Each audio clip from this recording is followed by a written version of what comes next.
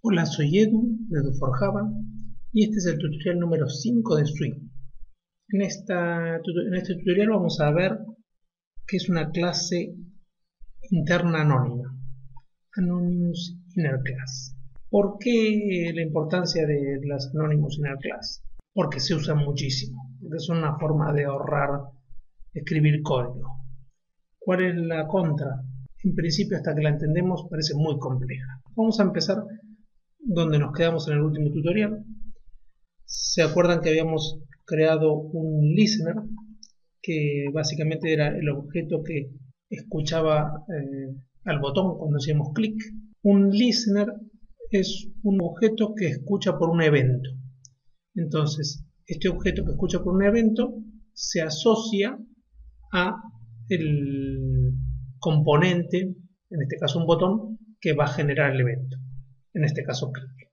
Por ejemplo, aquí creamos un objeto llamado MyButtonListener que va a escuchar por las acciones sobre LoginButton y las acciones sobre RegisterButton. El objeto MyButtonListener habíamos dicho que tenía que implementar la interfaz ActionListener. Cuando uno implementa una interfaz tiene que implementar, o sea, escribir cada uno de los métodos de la interfaz. Este ActionListener tiene un método llamado ActionPerform, que es el método que va a ser llamado por el botón cuando haya un clic. Otra forma de escribir esto, la forma simplificada, la forma más común en Java de escribir esto, es así. Al botón registro le agrego un ActionListener y en vez de tener una clase aparte, con esta simple instrucción escribo cómo va a ser la clase, o sea, con esta simple instrucción creo un objeto listener que implementa ActionListener y en la implementación, o sea, qué es lo que va a hacer ActionListener, es el código que yo ponga acá, a partir entre estas dos llavecitas. Se ve bastante raro. Básicamente, lo que antes había yo puesto en una clase aparte, está metido dentro de la creación del mismo objeto. Como pueden ver, la clase, entre comillas, esto sería la definición de la clase, de cómo va a ser el objeto. No tiene nombre. Si veíamos en el ejemplo anterior, la clase era de MyButtonListener. Aquí tengo MyButtonListener. Esta era la clase que se llamaba así. En este caso, no tengo nombre. Lo único que hacemos es aquí escribimos como new de una interfase, que entre comillas no tiene mucho sentido. En realidad lo que significa este new es creamos un objeto que va a implementar esta interfase. A ver, les voy a mostrar cómo se hace habitualmente para crear y cómo Eclipse nos ayuda a crear esto, por cómo es tan rápido. Vamos a crear un nuevo paquete que sea 5 y vamos a copiar esta. Vamos a copiar esta clase aquí. Vamos a renombrarla, Shift Alt R, vamos a ponerle 3. Y como pueden ver aquí da error. En vez de hacer un new de esta clase, lo que vamos a hacer es, para no tener que crear mi button listener, hacemos un new de un action listener, que es una clase anónima.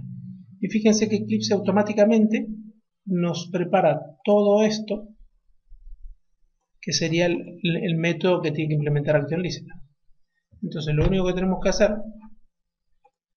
es el código que estaba adentro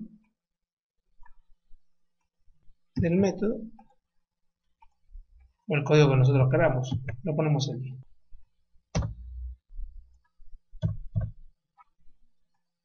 Bueno, y como pueden ver aquí, control S, ya no hay error.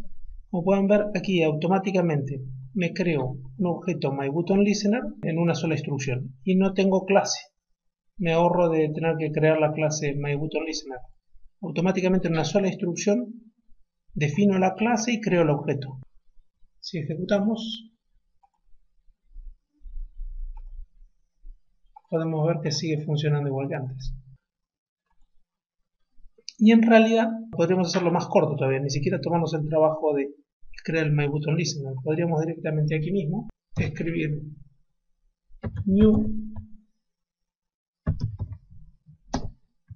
ActionListener. Con esto nos crea toda la cáscara que necesitamos. Ponemos el código que queremos que se ejecute dentro del método. El método addActionListener de registerButton ejecutaría este código.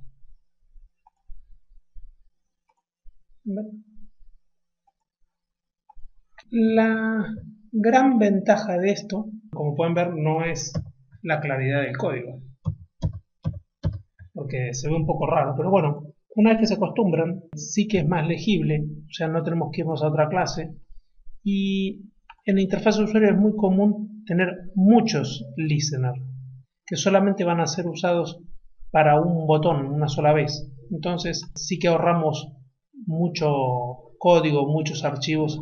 También se usa este tipo de construcción cuando queremos crear, por ejemplo, threads. Lo vamos a ver en un capítulo próximo. Por este tutorial es todo. Hasta luego.